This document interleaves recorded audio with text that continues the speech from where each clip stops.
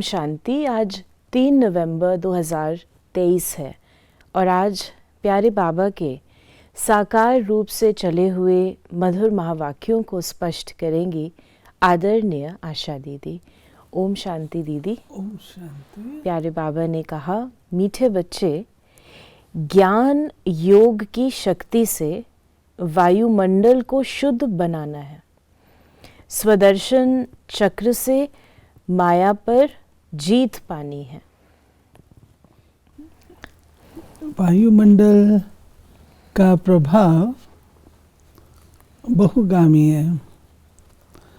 वायुमंडल होता है तो लोगों का वैसा ही व्यवहार हो जाता है और वायुमंडल बनाने के निमित्त भी हमारे थॉट्स होते हैं, क्योंकि सिर्फ आबो हवा नहीं होती है, लेकिन उस वातावरण में क्या चीज़ है, क्या हम फील कर रहे हैं, वो इम्पोर्टेंट होता है।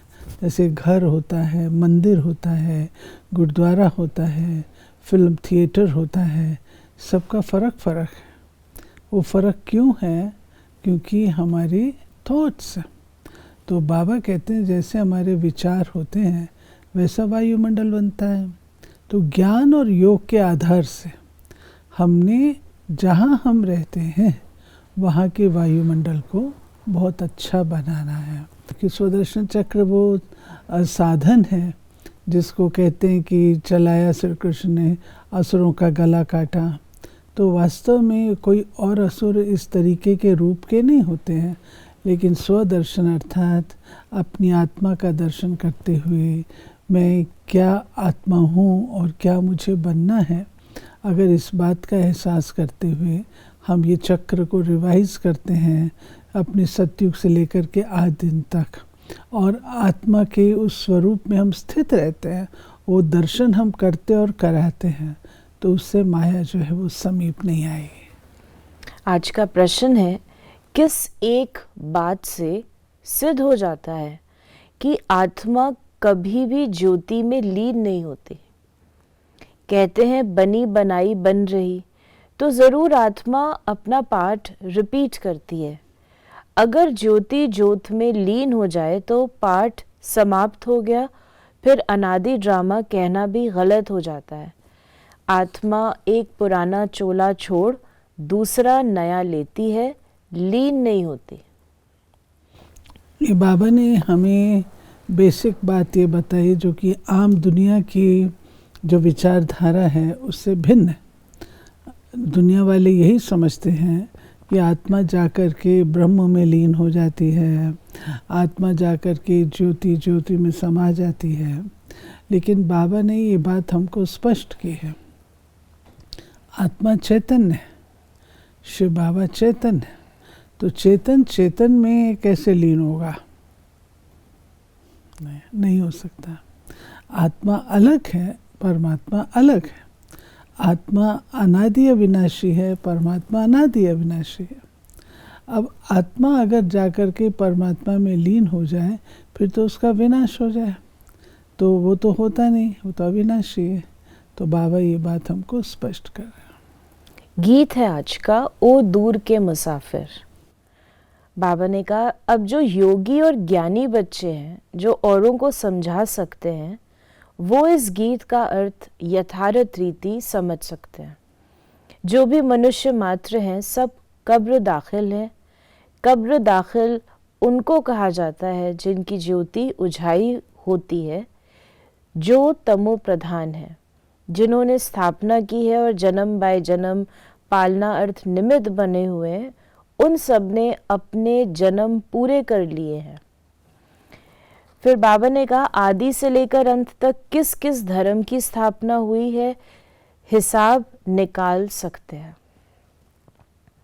फिर बाबा ने कहा कि देखिए बाबा ने कितना अच्छा बताया। लोग कहते हैं कब्र दाखिल, तो कब्र दाखिल अर्थात अगर आप अपने आप को देह अभिमान वाला समझेंगे तो ये शरीर एक प्रकार की कब्र है, जिसमें कि आप आत्मा अपने आप को न बिठा करके रखे हैं, स्वयं को शरीर समझते हैं, तो उसको ही कब्र दाखिल बाबा कहता है। अगर हम समझें कि नहीं मैं मालिक हूँ तो बात अलग हो जाती है, लेकिन अपन को यही शरीर समझ लेते हैं तो कब्र दाखिल। बाबा ने कहा कि बाकी इस समय हमारा भविष्य के लिए पुरुषार्थ चल रहा है। देवता तो बनेंगे परंतु किस पद को पाएंगे उसके लिए पुरुषार्थ करना है। तुम जानते हो लक्ष्मी नारायण ने 84 जन्म लिए हैं। अब ये ज़रूर राजा रानी बनेंगे। फीचर्स भी जानते हैं, प्रैक्टिकल में साक्षात्कार कराते हैं, भक्ति मार्ग में भी साक्षात्कार होते हैं। यहाँ तुम जो साक्षात्कार करते हो उसकी तुम्हारे पास नॉलेज है। बाहर वालों को भल आत्मा का साक्षात्कार होता है परंतु नॉलेज नहीं है। फिर बाबा ने कहा कि मनुष्यों के अगर लाइट देख भी ली, साक्षात्कार हो भी गया, यही नहीं पता है वो आत्मा का है, परमात्मा का है, किसका है, तो फायदा नहीं है। बाबा ने कहा कि मनुष्यों के रंग रूप भिन्न भिन्न है, आत्माएं भिन्न भिन्न नहीं है, सब एक जैसी हैं, सिर्फ पाठ हर आत्मा का भिन्न भिन्न है। आत्मा का रूप एक जैसा है, तो पाठ और संस्कार सबके अलग अलग है। बाबा ने कहा तो गीत में कहते हैं हमको भी साथ ले लो। पिछाड़ी में बहुत पछताते हैं। सबको निमंत्रण मिलता है, कितनी युक्तियां बन रही हैं निमंत्रण देने की। पीस पीस तो सब कहते हैं लेकिन पीस का अर्थ कोई भी समझते नहीं है। पीस कैसे होती है वो तुम जानते हो। जैसे धानी में सरसों पिस जाती है वैसे सबके शरीर विनाश में ख़त्म हो जाते हैं। आत्माएं नहीं पीसेंगी, वो तो चली जाएंगी। ऐसा लिखा भी हुआ है कि आत्माएं मच्छों सदृश भागती हैं। ऐसे तो नहीं सब परमात्माएं भागेंगे। मनुष्य कुछ भी समझते नहीं है। ये विनाश की बात है। जब महापरिवर्तन होता है तब आत्माएं वापस लौटती हैं। बाबा ने कहा कि जिस्मानी भाई भाई की हालत देखो, रूहानी संबंध को तो जानते नहीं। तुमको बाप समझाते हैं अपने को आत्मा समझना है, देह अभिमान में फंसना नहीं है। कोई कोई देह अभिमान में फंस पड़ते हैं। बाप कहते हैं देह सहित, देह के जो भी संबंध है सबको छोड़ो, ये मकान आदि सब भूलो। वास्तव में तुम परम धाम निवासी हो। फिर बाबा ने हम बच्चों को कहा कि बाबा ने कहा मुख्य है हिंदी। बाबा ने अंग्रेजी के लिए भी कहा कि अंग्रेजी अक्षर अच्छे हैं। तुम कहेंगे बाबा अंग्रेजी नहीं जानते। बाबा कहते हैं मैं कहाँ तक सब भाषाएं बैठ बोलूँगा, मुख्य है ही हिंदी। तो मैं हिंदी में ही मुरली चलाता हूँ। जिसका शरीर धारण किया वो भी हिंदी जानता है, तो जो इनकी भाषा है वही मैं भी बोलता हूँ। और कोई भाषा में थोड़ी पढ़ाऊँगा। मैं फ्रेंच बोलूँ तो ये समझेगा। मुख्य तो इनकी यानी ब्रह्मा की बात है। इनको तो पहले समझना है ना, दूसरे कोई का शरीर थोड़े लेंगे।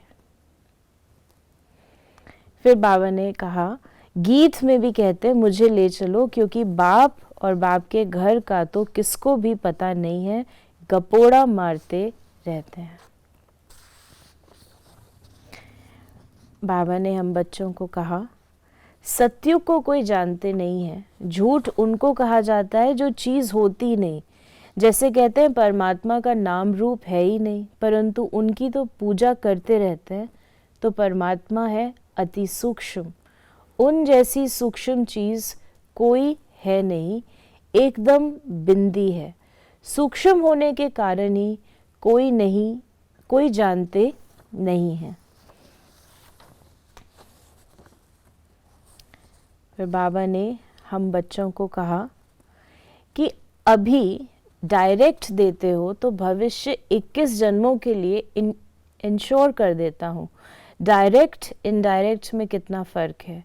वो द्वापर कलयुग के लिए इंश्योर करते हैं ईश्वर को, तुम सतयुग त्रेता के लिए इंश्योर करते हो।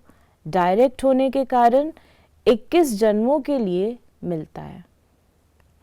आज बाबा ने वरदान दिया, स्व उन्नति का यथार्थ चश्मा पहन एग्जाम्पल बनने वाले अलबेलेपन से मुक्त भव। जो बच्चे स्वयं को सिर्फ विशाल दिमाग की नज़र से चेक करते हैं, उनका चश्मा अलबेलेपन का होता है। उन्हें यही दिखाई देता है कि जितना भी किया है उतना बहुत किया है, मैं इन आत्माओं से अच्छा हूँ, थोड़ी बहुत कमी तो नामी ग्रामी में भी है।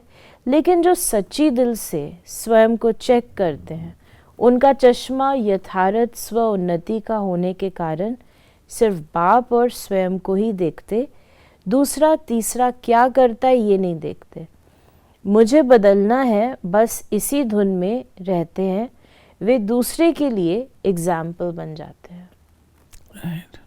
और स्लोगन है, हदों को सर्व वंश सहित समाप्त कर दो तो बेहद की बादशाही का नशा रहेगा। हदों को सर्व वंश सहित समाप्त कर दो तो बेहद की बादशाही का नशा बेहद यानी असीम पे सीमाएं नहीं हैं। तो बाबा कहते हैं हद कोई भी रखते हैं तो बुद्धि भी सीमित होती है, दृष्टिकोण भी सीमित होता है। तो ये थे बाबा के आज के मधुर महावाक्यों का स्पष्टीकरण। ओम शांति।